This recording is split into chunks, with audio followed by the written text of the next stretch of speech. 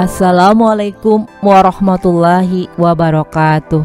Apa kabar Ananda semuanya? Semoga hari ini selalu dalam keadaan sehat walafiat, selalu semangat, selalu bersyukur, dan selalu menjaga kesehatan.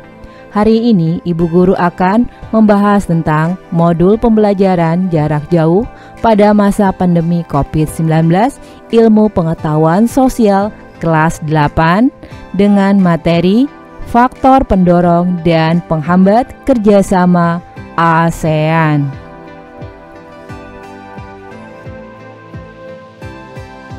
Tujuan pembelajaran. Setelah mempelajari modul ini, diharapkan Anda dapat menganalisis pengertian faktor pendorong dan penghambat kerjasama antar negara anggota ASEAN.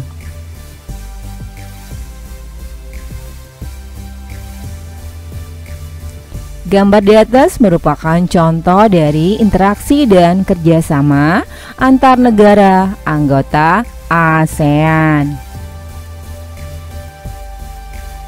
Tampak dalam gambar tersebut, Menteri Keuangan Sri Mulyani menandatangani perjanjian atau MOU dengan Menteri Keuangan dan Deputi Prime Minister Singapura Heng Swee Keat di hadapan Presiden Joko Widodo dan Perdana Menteri Singapura Lee Hsien Loong.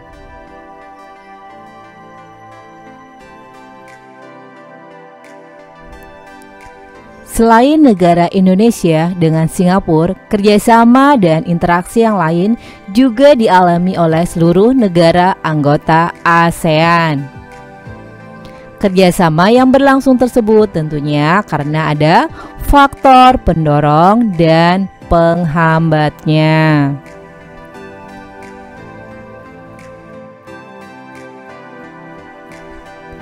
Faktor pendorong kerjasama negara ASEAN. Pendorong kerjasama antar negara-negara ASEAN adalah: yang pertama itu kesamaan dan perbedaan sumber daya alam. Negara-negara di Asia Tenggara memiliki sumber daya alam yang berbeda-beda. Singapura misalnya tidak memiliki industri pertambangan sebesar Indonesia. Namun, Singapura berhasil menata manajemen pelabuhan dengan baik. Yang kedua itu kesamaan dan perbedaan kondisi geografis.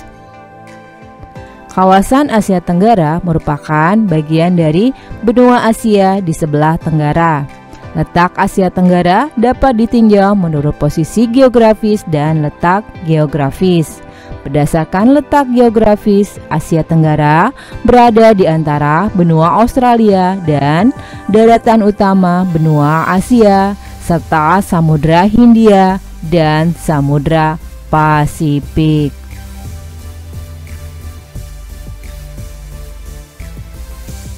Ya, selanjutnya faktor penghambat kerjasama negara ASEAN. Ada 4 faktor penghambat kerjasama ASEAN, yaitu: yang pertama, konflik dan peperangan. Beberapa negara ASEAN pernah dan masih bersengketa tentang perbatasan negara.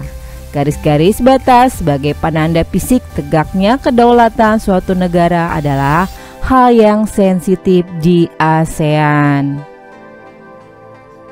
Yang kedua itu ideologi dan sistem pemerintahan yang berbeda-beda. Sebagian negara ASEAN menganut sistem pemerintahan demokrasi, namun ada juga yang masih menganut sistem pemerintahan kerajaan.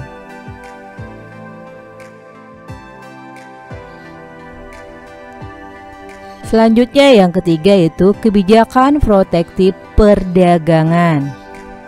Kebijakan protektif adalah keputusan negara untuk melindungi kepentingan dalam negeri dan meningkatkan daya saing.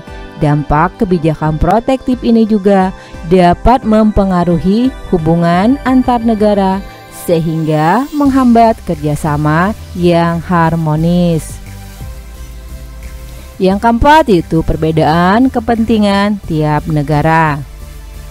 Setiap negara tentu memiliki kepentingan sendiri berdasarkan pemerintah yang sah. Contohnya, Filipina pernah mengizinkan Amerika Serikat membuat pangkalan militer di negaranya. Keberadaan pangkalan militer ini tentunya mengusik juga negara-negara sekitarnya.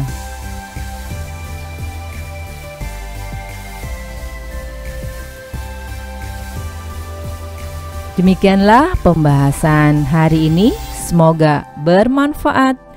Ibu guru ucapkan terima kasih.